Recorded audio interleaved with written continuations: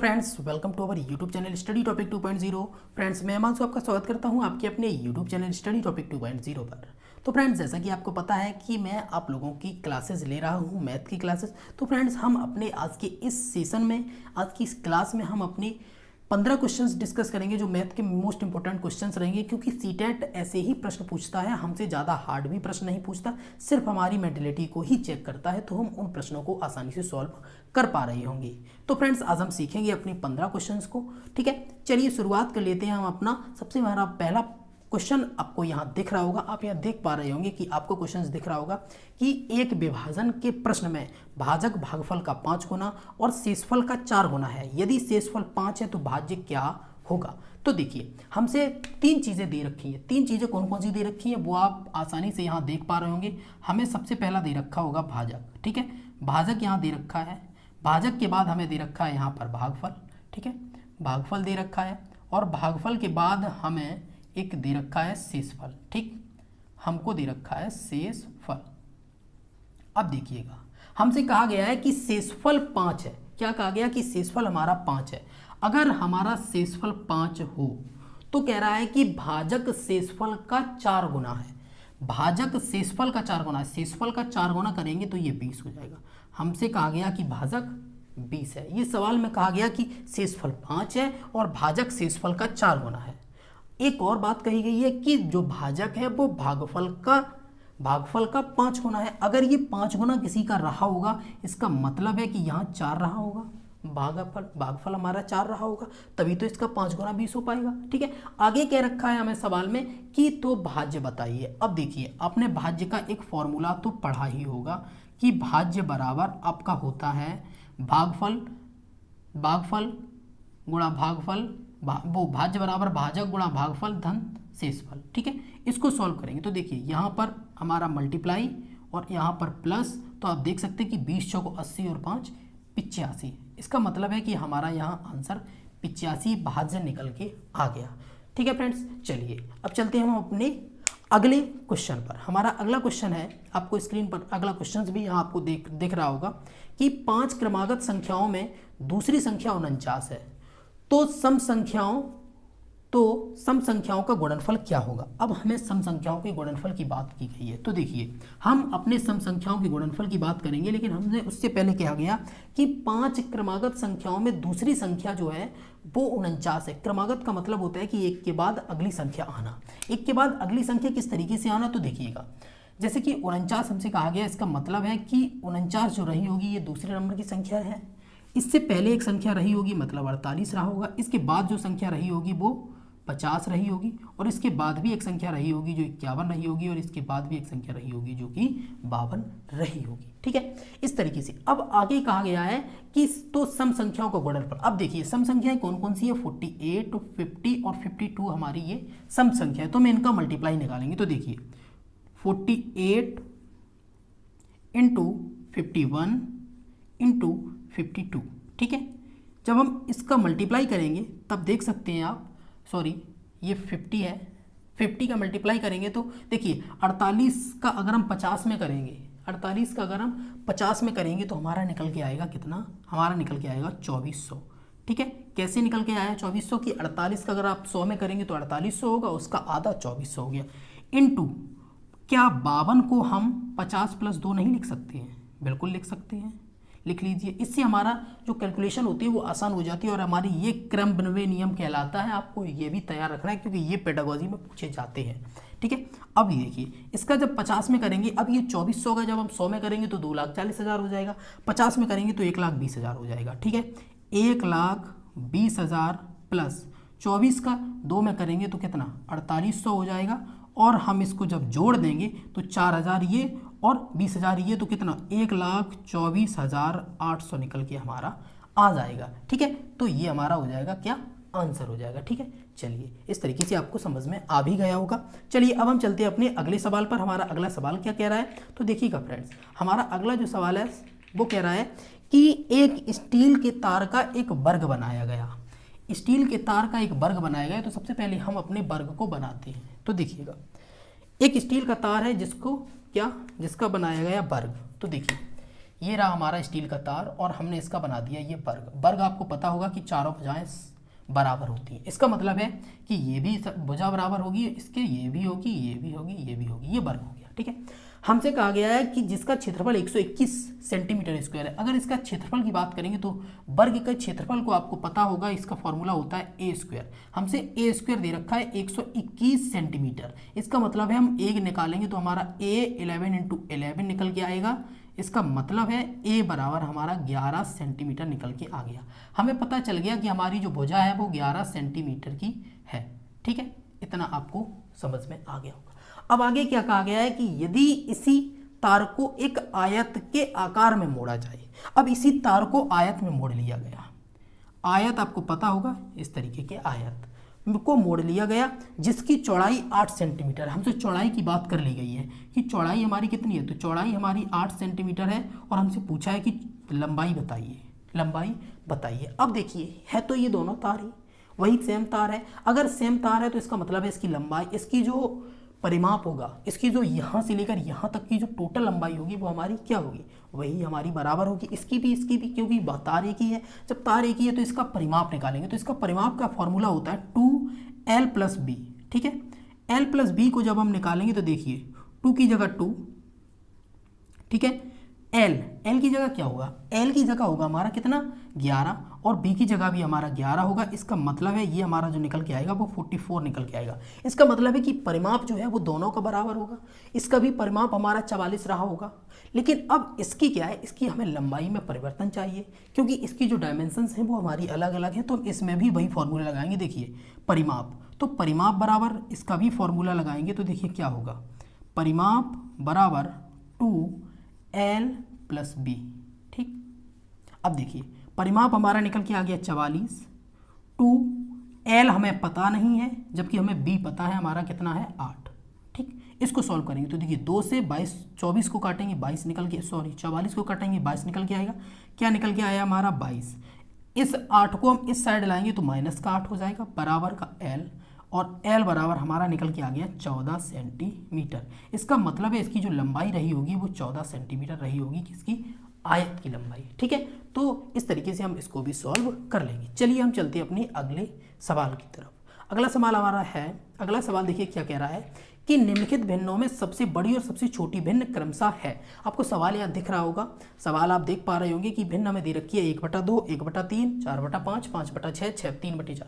जब कभी भी आपको एक कोई इक्वेशन दी जाए जो इक्वेशन आपकी फ्रैक्शन के रूप में हो, मतलब भिन्नार्थक रूप में हो, जब भिन्नात्मक रूप में हो तब आप इसको क्या करें, इनमें बड़ी और छोटी भिन्न निकालने के लिए आपको एलसीएम निकालना होगा। चलिए हम इस भिन्न को लिख लेते हैं। देखिए भिन्न हमारी क्या है, भिन्न हमारी यहाँ पर आप दे रखे होंगे 1/2 है। 1/2 के बाद हमें 1/3 दे रखा है। 1/3 के बाद हमें दे रखा है यहाँ पर 4/5 दे रखा है। 4/5 के बाद हमें 5/6 दे रखा है और 5/6 के बाद हमें 3/4 दे रखा है। ये हमारी भिन्न हमें दे रखी है। इनका एलसीएम निकालेंगे तो देखिए 2, 3 का एलसीएम 6 हो जाएगा। इसमें 5 का मल्टीप्लाई करेंगे तो 5 छक्का 30 हो जाएगा। 30 में डिवाइड अब 4 का नहीं जाएगा तो इसका मतलब इसका एलसीएम जो है वो 60 हो जाएगा।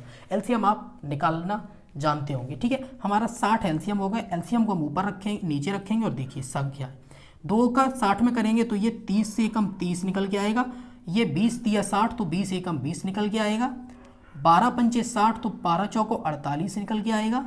6 का 10 में करेंगे, 60 में करेंगे तो 6 दाम 10 आएगा। 10 पंचे 50 आ जाएगा ये। और इसी तरीके से हमारा ये 4 का 60 में भाग करेंगे तो 15 निकल के आएगा और उस 15 का ऊपर मल्टीप्लाई होगा। इसका मतलब है ये हमारा 45 निकल के आ रहा होगा। हमारे पास जो संख्याएं देखिए बची हैं वो क्या संख्याएं हैं, वो है हमारे पास देखिए 30/60, 20/60, 48/60, 50/60 और 45/60। हम अलग अलग संख्याएं लिख लेंगे लेकिन हमने एक साथ इसको लिख लिया। अब देखिए होता क्या कि सबसे बड़ी और सबसे छोटी, इसमें जो सबसे बड़ी संख्या दिखे आपको वही सबसे बड़ी है, जो सबसे छोटी दिखे वही सबसे छोटी है, क्योंकि इन सब का जो हर है वो कितना एक ही हो गया है और उस हर का मान है 60। तो इसका मतलब है ये संख्या हमारी सही लिखी। अब देखिए इसमें सबसे बड़ी संख्या, क्योंकि हमसे सबसे बड़ी और सबसे छोटी भिन्न पूछी है तो सबसे बड़ी संख्या आप देख सकते हैं कि 50 चौथे नंबर पे, चौथे नंबर की संख्या, इसका मतलब है कि 5/6 रही होगी। इसके बाद हमसे पूछा गया है सबसे छोटी संख्या। ठीक है, सबसे छोटी संख्या की अगर हम बात करेंगे तब आप यहाँ देख सकते हैं कि सबसे छोटी संख्या, अब देखिए इसमें सबसे छोटी संख्या आपकी है 20। 20 का मतलब है 1/3, तो 1/3 हमारी ये संख्या हो जाएंगी और यही हमारा कहलाएगा क्या, आंसर। ठीक है, चलिए अब हम चलते हैं अपने अगले सवाल पर। अगला सवाल हमारा क्या कह रहा है, अगला सवाल हम यहाँ देखिएगा आप, अगला सवाल कह रहा है कि 1 सेंटीमीटर इंटू 1 सेंटीमीटर, ठीक है, कि हमें 36 वर्ग काटे गए। कितने, 36 वर्ग। 36 वर्गों को कुल कितने प्रकार से व्यवस्थित किया जा सकता है कि परिमाणिक क्षेत्रफल 36 सेंटीमीटर स्क्वायर हो। हमसे कहा गया कि एक वर्ग है, एक वर्ग है, प्रत्येक जो वर्ग है उसकी जो डायमेंशंस है वो 1 सेंटीमीटर और 1 सेंटीमीटर है। ठीक है, यही तो कहा गया है। ये अगर होगा तो इसका मतलब है कि इसका क्षेत्रफल भी हमारा 1 सेंटीमीटर स्क्वायर ही निकलेगा, 1 के 1 में मल्टीप्लाई करेंगे।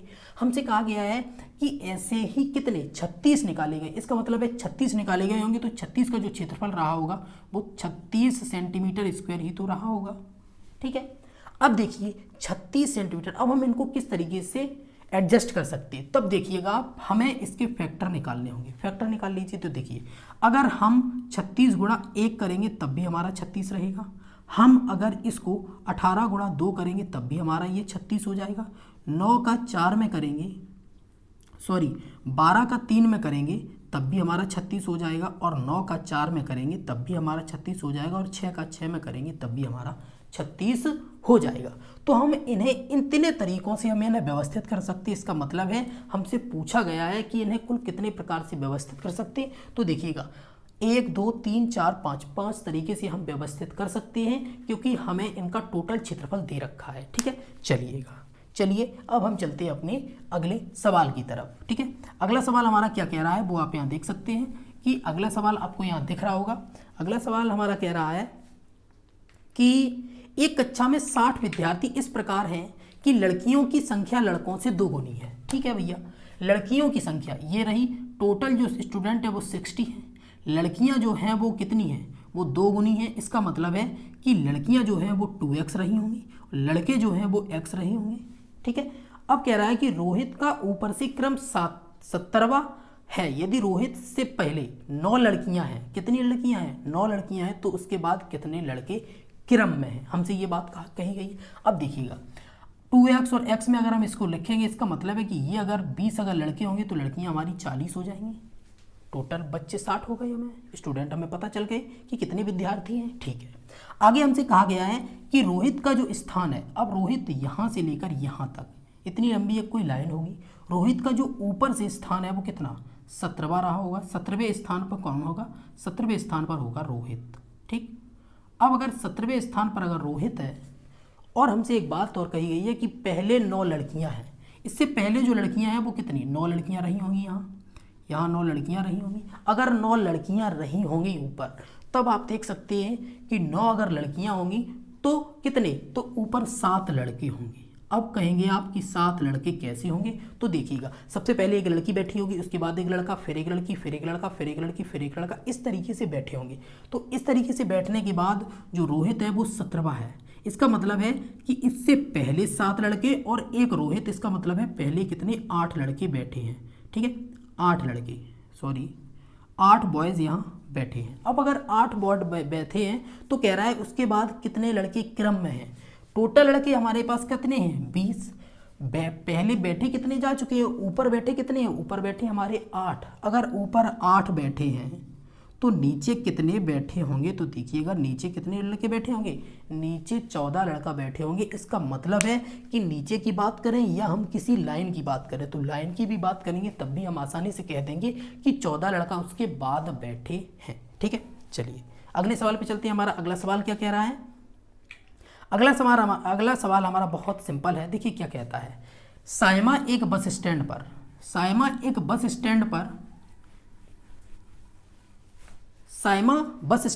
9:35 पर पहुंची और उसे जीनत ने बताया कि उसकी घड़ी के हिसाब से, किसकी घड़ी के हिसाब से, जीनत की घड़ी के हिसाब से पहली बस 9:25 पर गई थी। कितने पर गई थी, तो देखिएगा उसने 9:35 पर वो पहुंची, उसने बताया 9:25 पर पहली बस गई थी। ये कौन है, जीनत। ठीक है, और ये कौन है, ये हमारी साइना। ठीक, ये साइना हो गई, 9:25 पर गई है। यदि जीनत की घड़ी 5 मिनट तेज चल रही है, आपकी घड़ी 5 मिनट है, ये घड़ी जो है ये घड़ी अगर 5 मिनट तेज चल रही होगी तो वास्तविकता का जो समय होगा क्या वो हमारा 9:40 नहीं रहा होगा, सॉरी 9:20 नहीं रहा होगा।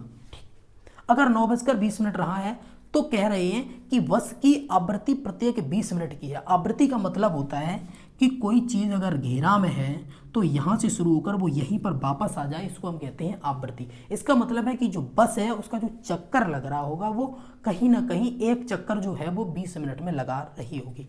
ठीक है, अगर 20 मिनट में लगाती है तो कह रहा है तो सायमा को अगली बस पकड़ने के लिए कितने मिनट प्रतीक्षा करनी होगी। अब आप एक बात बताइए, सायमा जो है वो बस स्टैंड कब पहुंची है, 9:35 पर, और जीनत ने बताया कि जो पहली जो बस है वो कितने टाइम, वो 9:25 पर निकल गई थी। इसका मतलब है कि वो राइट टाइम अगर निकली होगी तो वो 9:20 पर निकली होगी, क्योंकि इसकी घड़ी 5 मिनट आगे है। अगर आगे रही होगी तो 9:20 पर आगे पहुंची होगी।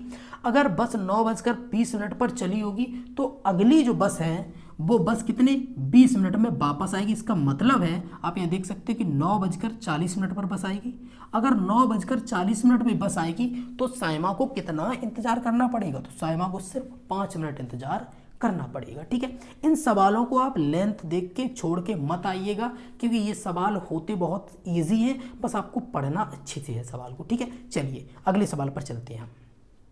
अगला सवाल हमारा क्या रखा है, ये भी सवाल देखिए, आप इनकी संख्याओं को देखेंगे और आप कहेंगे कि ये कैसे सॉल्व होगा, लेकिन ये सवाल बहुत आसान है, इसको हम आसानी से करेंगे। देखिए क्या कह रहा है, हमसे कह रखा है कि सबसे पहली संख्या दे रखी है कि 10,001, 20,022 और 30,333 के योग में से क्या घटाया जाए। देखिए संख्याएं दे रखी हैं हमें कितनी, देखिए एक संख्या दे रखी है हमें 10,001, ठीक, दूसरी दे रखी है 20,022, यही है।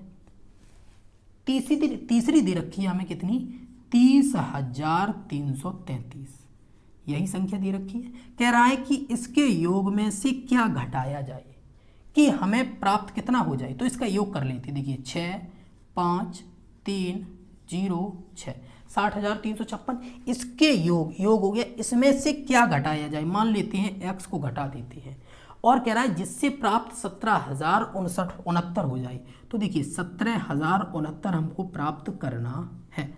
ठीक, अब देखिएगा अगर हम x को इस साइड ले जाएंगे, ये संख्या न्यूमेरिक वैल्यू एक तरफ ले जाते हैं, ठीक है, और देखिए अगर हम इस वैल्यू को इस साइड ले जाएंगे और इसको इस साइड ले जाएंगे, तो ये जब प्लस की है इस साइड आएगी, माइनस की होगी, ये माइनस की इस साइड जाएगी, प्लस की हो जाएगी। तो निकलेगा हमारा क्या, x बराबर 60,356 माइनस 17,069। इसको जब हम सब्ट्रैक्ट करेंगे तो देखिए 16 में से 9 जाएगा तो यहाँ हमारा 7 निकल के आएगा। इधर पे बचा होगा हमारा कितना, 14 में से 6 जाएगा, हमारा 8 बचा होगा। यहाँ बचा होगा 2, ठीक है। इसके बाद यहाँ कितना बचा होगा, यहाँ देखिएगा, यहाँ हमारा बचा होगा कितना, यहाँ से यहाँ कैरी लेंगे तो यहाँ 10 में से 7 गया, कितना 3 आया, इधर पे 5 में से गया 4।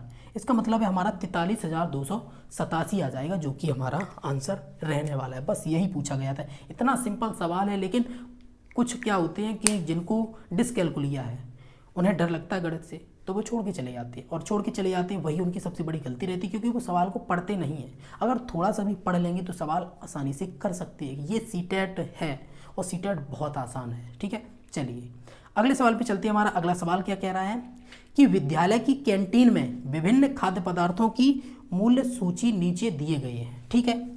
हमें एक विद्यालय में कैंटीन बनी है, और कैंटीन में हमें जो सूची है वो दे रखी है कि क्या क्या प्रोडक्ट यहाँ मिलते हैं। आपको सवाल यहाँ दिख रहा होगा, ठीक है। अब देखिएगा कह रहा है कि एक समोसा 5 रुपये का आता है, मूंगफली का एक पैकेट 6.5 रुपये का आता है, गुलाब जामुन 7 रुपये का आता है, एक ढोकला 8.5 रुपये का, एक बोतल नींबू पानी जो है वो 11 रुपया 50 पैसे का आता है।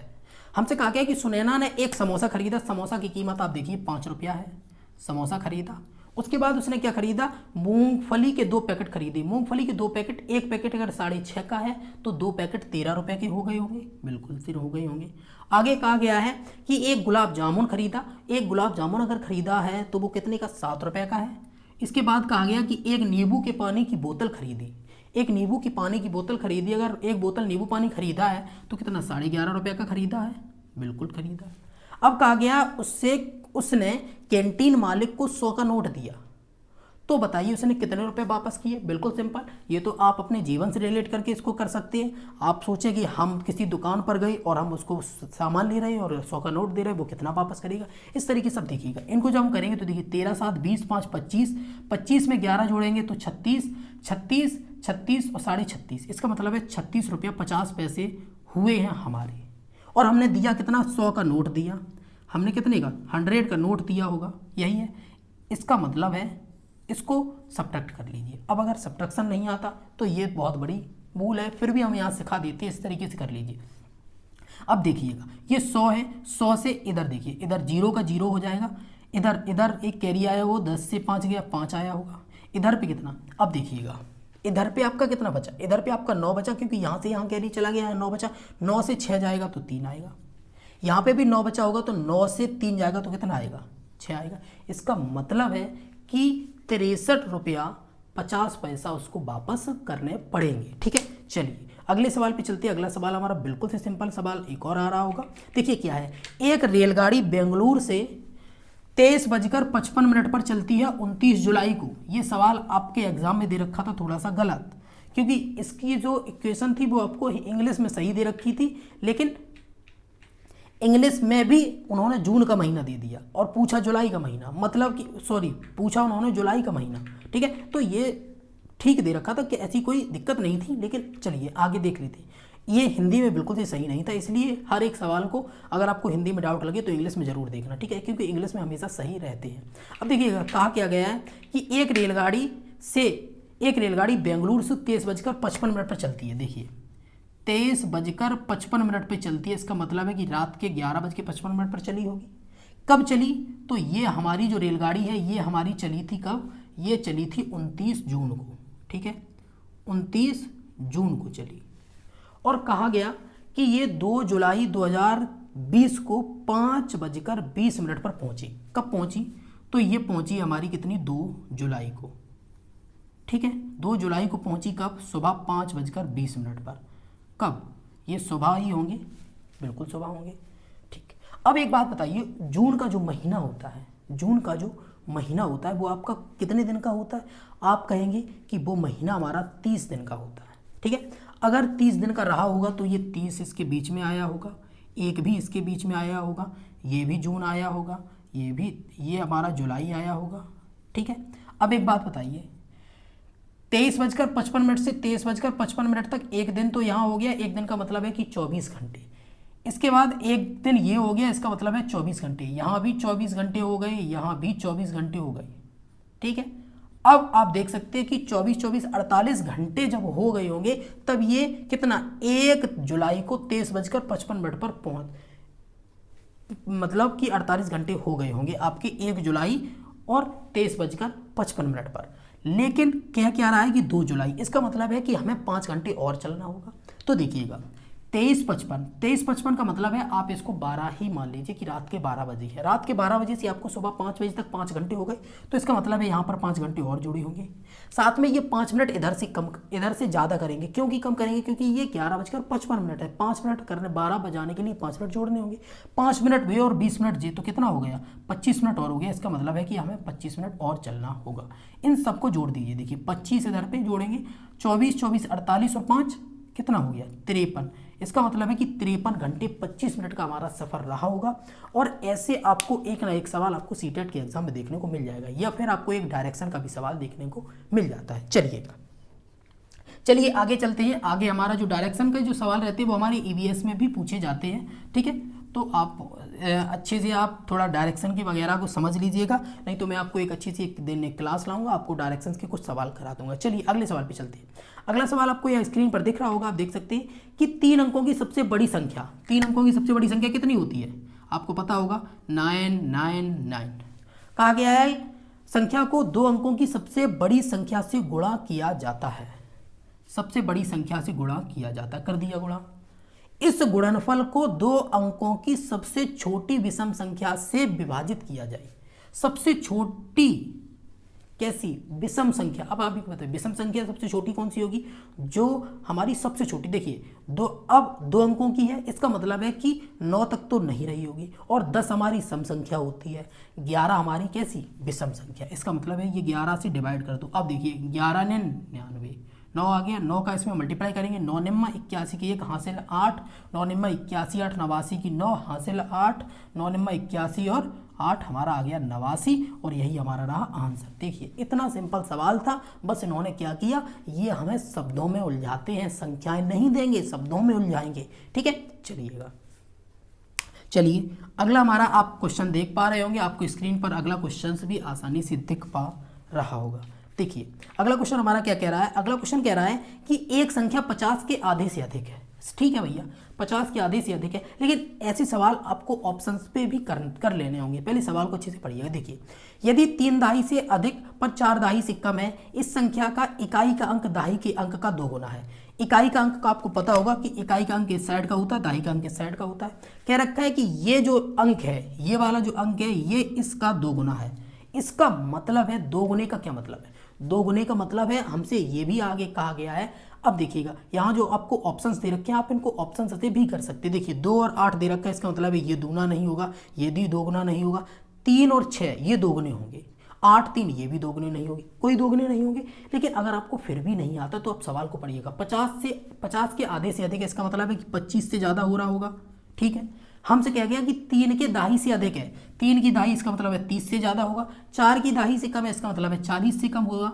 ठीक है, यही हमसे कहा गया। अब आप देख सकते हैं, अब कह रहा है कि पहली जो इकाई का अंक है वो दाही के अंक का 2 गुना है, तो इकाई का अंक दाही के अंक का 2 गुना कहाँ होगा, वो सिर्फ 36 में थे, 36 में ही तो होगा, और कोई यहाँ संख्या देखी नहीं। इकाई का अंक दाही के अंक का 2 गुना है 2 गुना, 3 का 2 गुना 6, बिल्कुल। चलिए इस तरीके से ऐसे भी आपको सवाल देखने को मिल जाएंगे, बस थोड़ा उलझाएगा, लेकिन आपको उलझना नहीं है। कुछ क्वेश्चंस आपको ऑप्शन बेस्ड भी सॉल्व करने होंगे। ठीक है, चलिए अगले सवाल पे चलते हैं। एक हमारा अगला सवाल है कि एक गोदाम की हमें बीमाएँ दे रखी। किसकी बीमाएँ दे रखी? हमें एक गोदाम की बीमाएँ दे रखी। गोदाम की बीमाएँ क्या है कि 5 मीटर, 7 मीटर, 4 मीटर। देखिए बीमाएँ दे रखी है 5 मीटर, एक दे रखी है हमें 7 मीटर, और एक दे रखी है हमें 4 मीटर।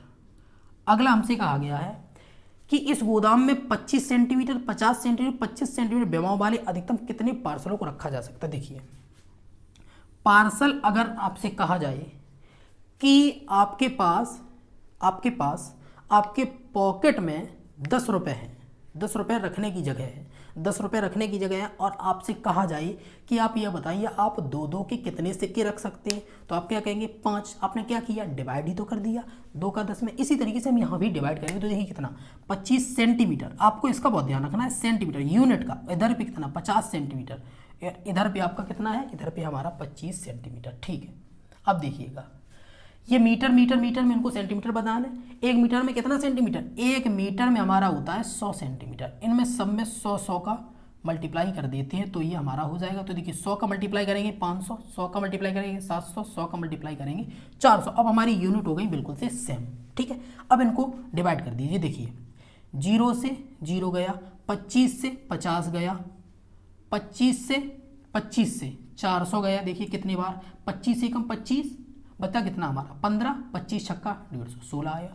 अब इसका इसमें देखिए 70 दूनी 70 का, देखिए इधर अब कितना बचा हमारा, इधर पे 20 बचा, इधर पे हमारा 70 बचा, इधर पे हमारा 16 बचा। ठीक, इनको आप कर लीजिए। देखिए 7 दूनी 14, इसका मतलब है ये 1400 आया होगा, और गुणा 16, इनका मल्टीप्लाई कर लीजिए।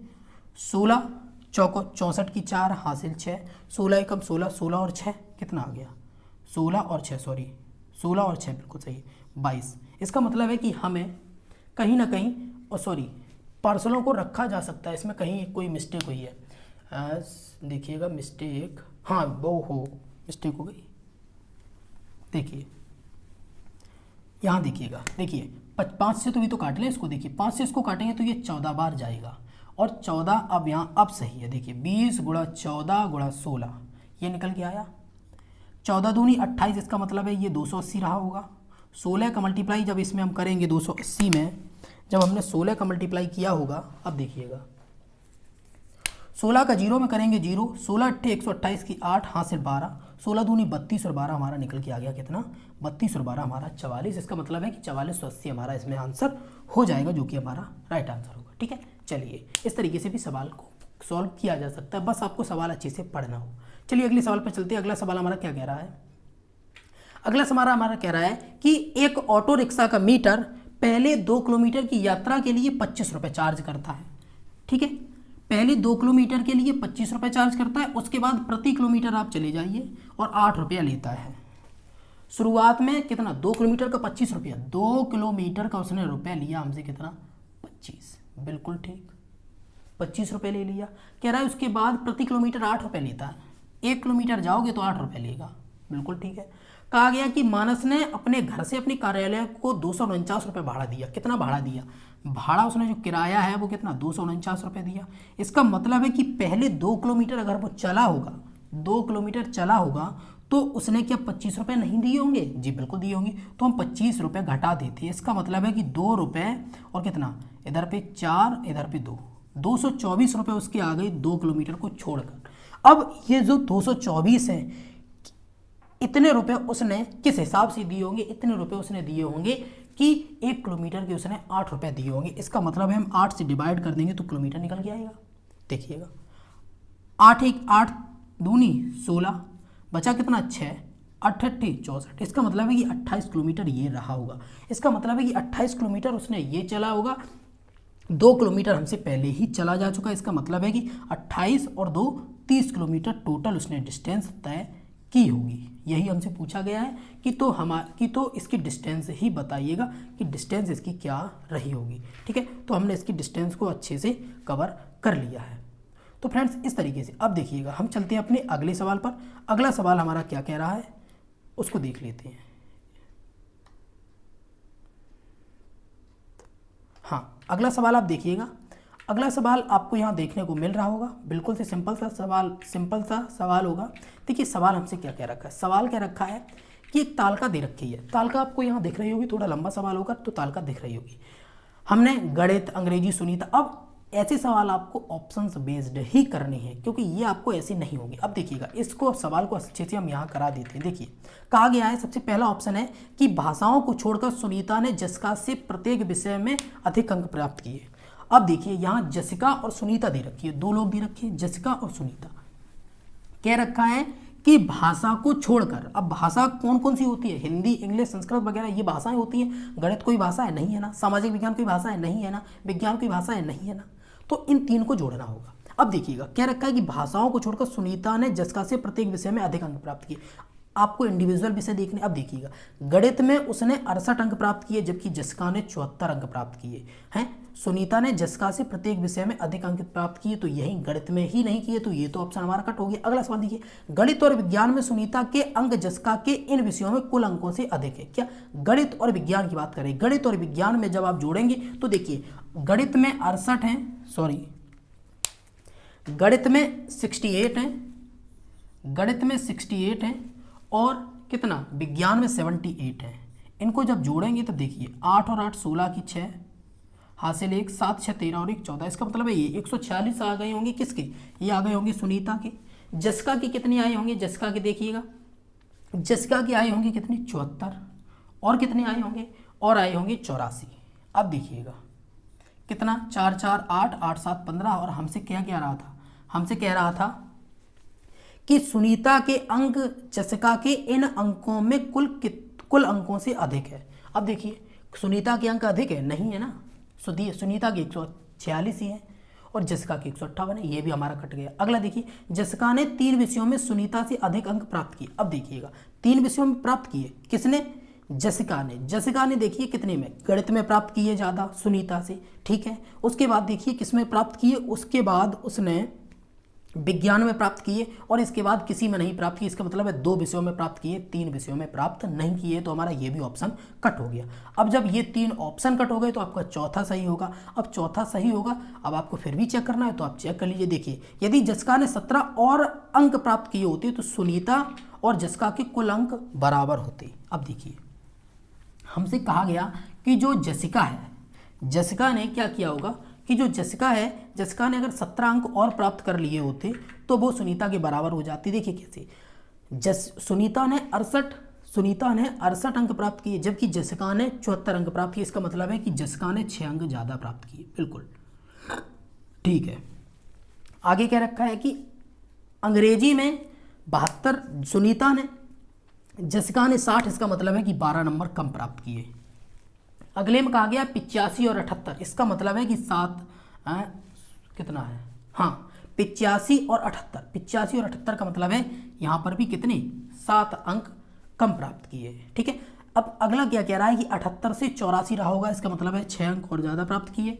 और अगले में 69 से 69 मतलब 79 सुनीता ने और 69 जसिका ने, इसका मतलब है 10 नंबर और यहाँ से कट कर दिए गए होंगे। यही है। अब देखिएगा 6 12 और 12 से 12 कट गए, कितना बचा 10 7 17, इसका मतलब है अगर वो 17 अंक और प्राप्त कर लेती तो वो सुनीता के अंकों से बराबर हो जाती। तो इस तरीके के अब आप क्या करेंगे, आप वहाँ जाकर योग निकालेंगे, इसका योग वियोग मत निकालना, इस तरीके से इसको एलिमिनेट कर लेना। ठीक है। चलिए तो फ्रेंड्स इस तरीके से हमने आज के ये अपने 15 क्वेश्चंस को कवर किया जो न्यूमेरिकल वैल्यू के थे। हम अगले ही एक क्लास में बात करेंगे इनके पेडागोजी के क्वेश्चन की, क्योंकि पेडागोजी सीटेट के एग्जाम में बहुत महत्वपूर्ण अहम चीज़ है। और पेडागोजी की मैं आपको टॉपिक वाइज क्लास करा दूंगा, एक एक टॉपिक लेके आता रहूँगा, बीच बीच में आपके 4-5 टॉपिक में पूरी पेडागोजी खत्म हो जाएगी और आपके अच्छे से 30 में 30 मार्क्स आप आसानी से पा सकते हैं। चलिए फ्रेंड्स, हम मिलते हैं अगली किसी नई वीडियो में। अगर आपको ये सेशन या आज की क्लास पसंद आई हो तो चैनल को सब्सक्राइब और वीडियो को लाइक और अपने दोस्तों में इसको शेयर जरूर कर दीजिएगा। साथ में यदि आपकी कोई क्वेरी हो तो आप हमें कमेंट बॉक्स में पूछिएगा। यदि आपने अभी तक हमारे टेलीग्राम चैनल को ज्वाइन नहीं किया है तो आप उसको ज्वाइन कर लीजिए, आपको टेलीग्राम की लिंक वीडियो के डिस्क्रिप्शन में मिल जाएगी। चलिए मिलते हैं हम अगले वीडियो में, तब तक के लिए नमस्कार, बाय बाय एंड